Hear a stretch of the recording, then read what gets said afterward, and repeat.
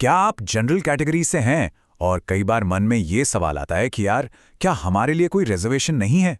अगर हाँ, तो आज की ये 8 मिनट की कंप्लीट गाइड आपके लिए एक बड़ा गेम चेंजर साबित हो सकती है। आज हम EWS यानी इकोनॉमिकली वीकर सेक्शन सर्टिफिकेट के बारे में बात करेंगे। ये एक ऐसी चीज है जिसने लाखों लोगों को उनके सपनों के कॉलेज और सरकारी नौकरियों तक पहुंचाया है। तो चलिए बिना टाइम वेस्ट किए इस गाइड को शुरू करते हैं। तो आज की इस चर्चा का हमारा रोड मैप कुछ ऐसा रहेगा। सबसे पहले देखेंगे कि EWS क्या है, फिर इसके एलिजिबिलिटी क्राइटेरिया, अप्लाई कैसे करना है, इसके बड़े फायदे क्या हैं, कुछ ज़रूरी नियम, और आखिर में बात करेंगे फेक सर्टिफिकेट के खतरों की। मतलब आपके सारे सवालों का जवाब यहाँ मिलने वाला है। तो चलिए बढ़ते हैं सेक्शन 1 की तरफ। EWS सर्टिफिकेट आखिर है क्या, इसकी शुरुआत कहाँ से हुई, आइए इसे समझते हैं। देखिए, EWS का सीधा सा मतलब है आर्थिक रूप से कमजोर वर्ग। सरकार ने तय किया कि जनरल कैटेगरी के उन लोगों को जो फाइनेंशियली थोड़े वीक हैं, उन्हें एजुकेशन और सरकारी नौकरियों में 10% का रिजर्वेशन दिया जाए। और हाँ, एक बात बिल्कुल क्लियर कर दूं, ये 10% रिजर्वेशन SC, ST और OBC कैटेगरी से बिल्कुल अलग है। अगर थोड़ी सी इसका इतिहास की बात करें ना, तो जनवरी 2019 में 103वें संविधान संशोधन के जरिए इसे लाया गया था। फिर इसे कोर्ट में चैलेंज भी किया गया, लेकिन जनहित अभियान बनाम यूनियन ऑफ इंडिया केस में नवंबर 2022 में सुप्रीम कोर्ट ने 3-2 के बहुमत से इसे सही ठहराया। मतलब बहुमत वाले जजों ने कहा कि भाई ये सामाजिक न्याय के लिए जरूरी है, वहीं असहमति जताने वाले जजों ने कुछ चिंताएं भी जाहिर की। खैर, निष्पक्ष नजरिए से देखें तो आज की डेट में ये हमारे देश के रिजर्वेशन सिस्टम का एक बहुत ही पक्का और अहम हिस्सा बन चुका है। अब आते हैं सेक्शन 2 पर, इसके सख्त एलिजिबिलिटी क्राइटेरिया। ये इस गाइड का सबसे क्रूशल पार्ट है, क्योंकि सबसे बड़ा सवाल यही है कि EWS का फायदा आखिर मिलेगा किसे। इसके लिए सरकार ने एक बहुत ही स्ट्रिक्ट चेकलिस्ट बनाई है। सबसे पहली शर्त है इनकम की।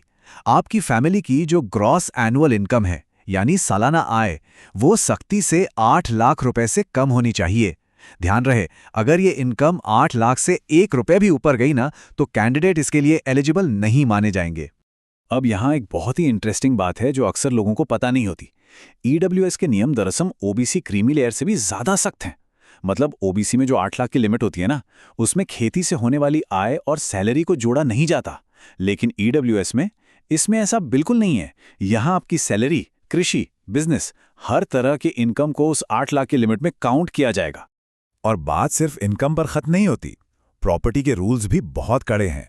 जैसे परिवार के पास 5 एकड़ से ज्यादा खेती की जमीन नहीं होनी चाहिए।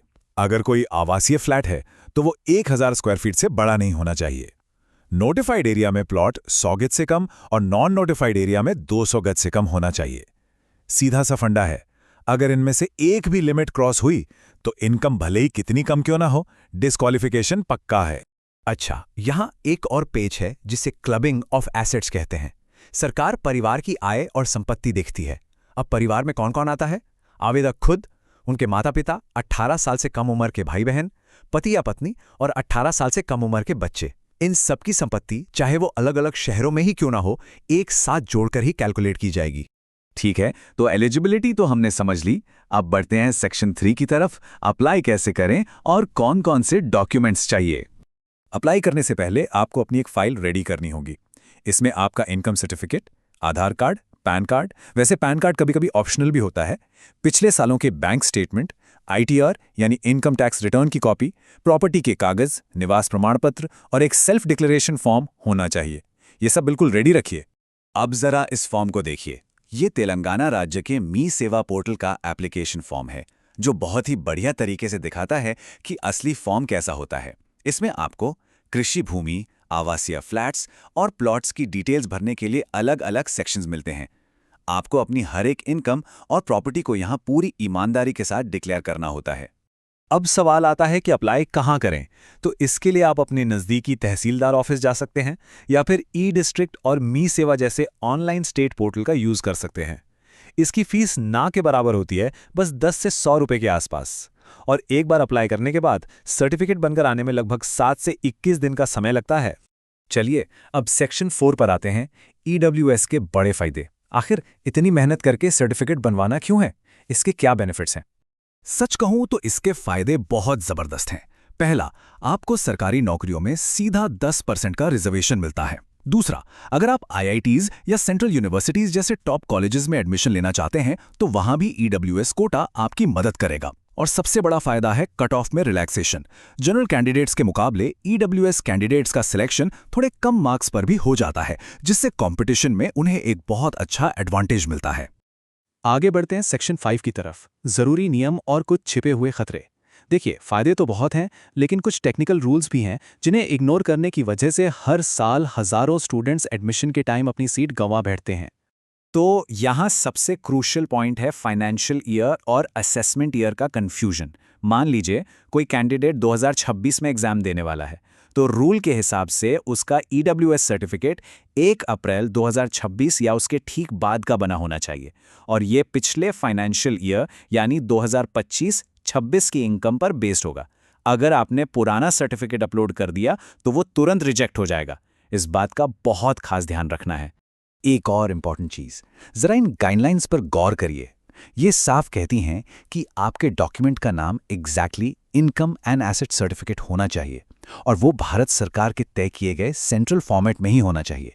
स्टेट गवर्नमेंट्स के अपने अलग फॉर्मेट होते हैं, लेकिन नेशनल लेवल एग्जाम्स के लिए हमेशा सेंट्रल फॉर्मेट ही चलता है, और उस पर कम से कम तहसीलदार रैंक के अधिकारी के साइन होने चाहिए। अब एक ऐसा इनसाइडर हैक बताता हूं जो बहुत काम का है। अगर कोई कैंडिडेट एग्जाम के लिए अप्रैल से पहले रजिस्टर कर रहा है, जब नया सर्टिफिकेट बन ही नहीं सकता, तो क्या करें?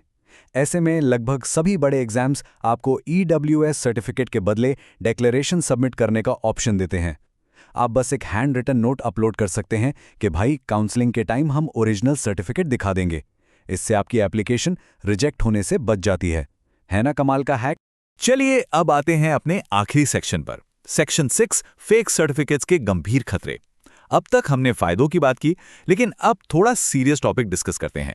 कुछ लोग फायदे के लिए अपनी प्रॉपर्टी या इनकम छुपाकर गलत तरीके से सर्टिफिकेट बनवा लेते हैं, लेकिन लीगल एक्सपर्ट्स साफ चेतावनी देते हैं कि तथ्यों को छिपाकर ईडब्ल्यूएस सर्टिफिकेट बनवाना एक बहुत ही सीरियस ऑफेंस है, यानी एक गंभीर अपराध है।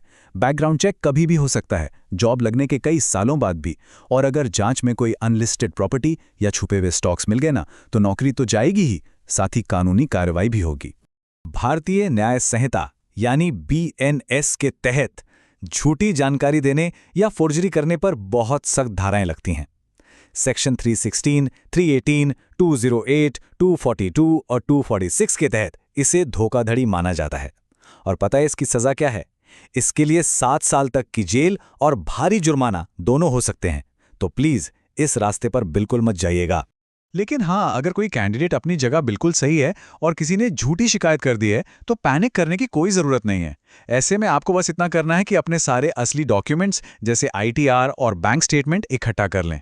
पुलिस के समन को इग्नोर बिल्कुल ना करें, समय पर जवाब दें और बिना देरी किए किसी अच्छे वकील से कंसल्ट करें। सच हमेशा सामने आ ही जाता है। तो दोस्तों, इसी के साथ हम इस गाइड के एंड में आ गए हैं। हमेशा याद रखिए, नॉलेज ही पावर है और सही जानकारी ही सक्सेस की पहली सीढ़ी है। ईडब्ल्यूएस सर्टिफिकेट आपके करियर के लिए एक बहुत बड़ा एडवांटेज हो सकता है, लेकिन ये पूरी ईमानदारी और सही प्रोसेस की डिमांड करता है।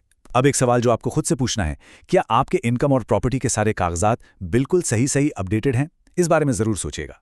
अगर ये जानकारी आपको यूजफुल लगी हो तो इसे उन लोगों के साथ ज़रूर शेयर करें जिन्हें इसकी ज़रूरत हो सकती है। सीखते रहिए, आगे बढ़ते रहिए।